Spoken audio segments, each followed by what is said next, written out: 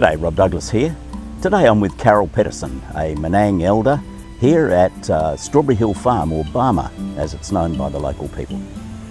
Today we're here at a place us Noongars called Barmup, and it's the place of the first farm that was built in Albany by Sir Richard Spencer in the early days of settlement, and it was commonly called Strawberry Hill Farm.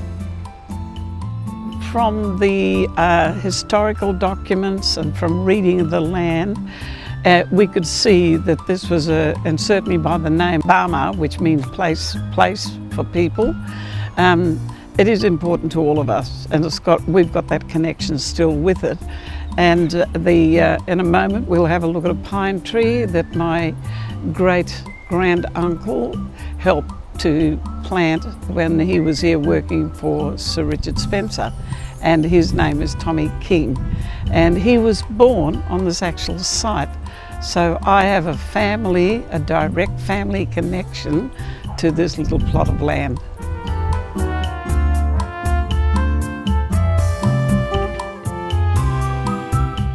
Well, that was for volunteering, and to me volunteering is a new word in our language of us old people. Back in the early days, like my grandfather did with Tommy King and all my ancestors before me, we just did the work. There was no such thing as volunteer. You were part of the community, you had to build the community, and you had to be there to carry the load. We didn't have much machinery, we didn't have government funding, and so, we just went ahead and did the work. And so, so we've done things for community, and then my sort of first public service kind of volunteering was when after the 1967 referendum, it was big changes for our people, and we had to move into a more civilised way of living. No longer could we live on reserves, even though we were pushed into reserves against our will. They closed down the reserves, and our people had to move into conventional housing. And so half the time, even though I was a paid public servant, the other time I just helped our people to adjust to that new way of living. Things like they didn't quite understand why they had to pay for water when nature already provided water. And so I got, and us Noongar people had to slowly immerse ourselves into the new way of living, and half the time that was about just getting involved in any voluntary work. Personally, for myself and my family, which is a large family, this is an opportunity to commemorate, and I repeat that word, to commemorate the journey we've come along.